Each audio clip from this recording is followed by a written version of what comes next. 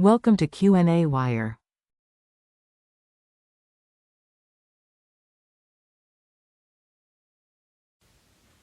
In problem 1.08, we are tasked with finding the center of gravity of this corner reflector, where we have two semicircles and then a triangle at the base. To do this, we'll find the centroids in the x, y, and z axis by using this equation where we have the centroid times the area of the entire composite body is equal to the sum of the centroid of each component of the composite body times the area of each component.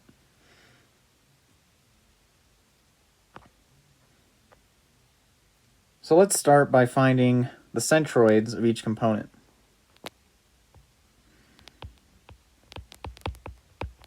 We have two quarter circles. I'll call this one number 1 and this one number 2.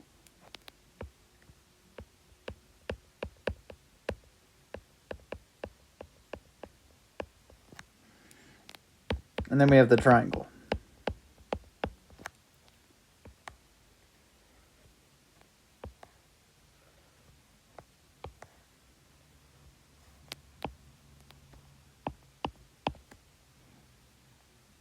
Now the centroid of a quarter circle is 4 times its radius divided by 3 times pi. And in the x direction,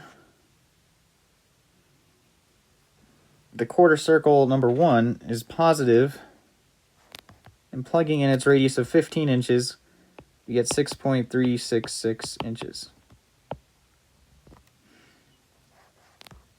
Now the second quarter circle is on the YZ plane, and so its centroid is 0 inches.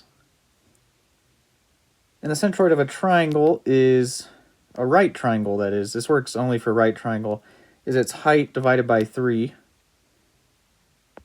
Or I'll say its length in the x direction divided by 3,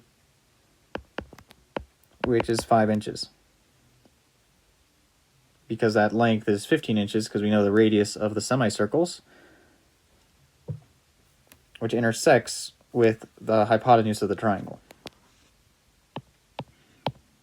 Now, centroid in the y direction, we're going to use the same formula. And this time, both circles are in the positive y direction. And so they're both going to be equal to 6.366 inches.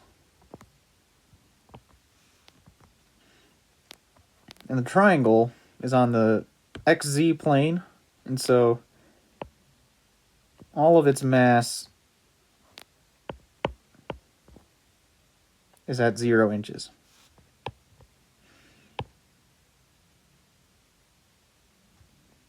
Now in the Z direction, quarter circle 1, so you have a centroid of 0 inches because it is along the YX plane.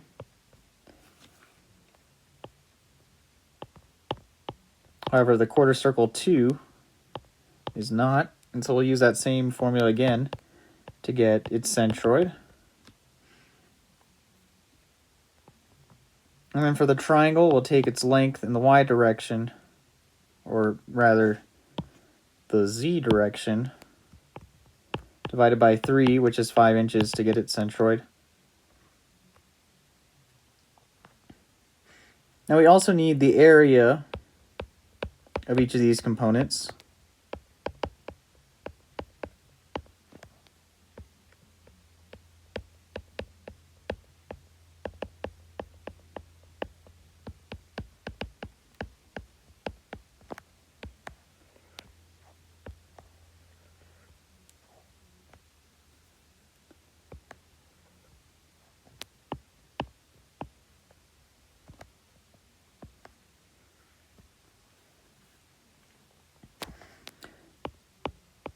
And the area of a quarter circle is pi r squared divided by 4. comes out to this value. And both these circles are the same size. And the triangle is going to be its base times its height divided by 2.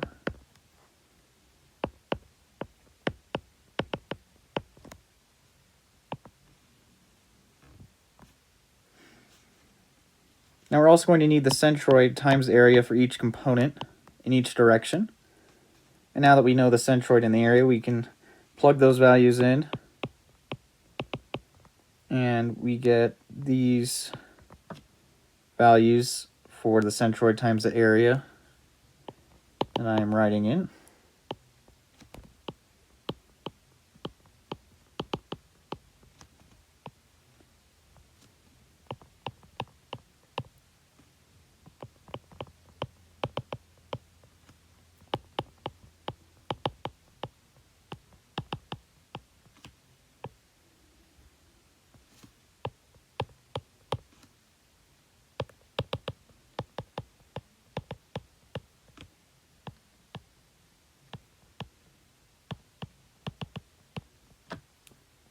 I'll need the sum of the areas for the left side of the equation we'll use to find the overall centroids.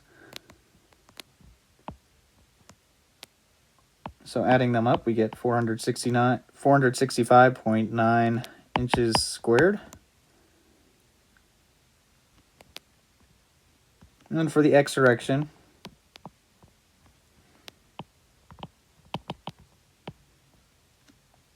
we need to combine the centroid times the area of each component for the right side of the equation.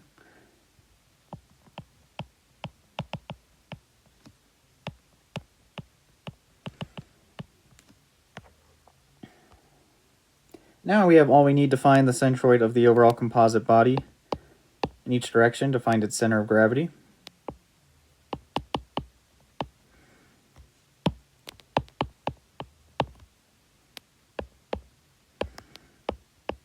So plugging in the overall area we just solved for and the sum of the x component centroid times area, we can find that the centroid in the x direction is equal to 3.62 inches. This is also going to be the centroid in the z direction because they have the same area, of course, and then they also have the same centroid times area value because they are symmetrical along the x and z axis. Now we need a different value for the centroid in the y direction using this same equation. Plug in the area we solve for as well as the sum of the centroid times area for each component.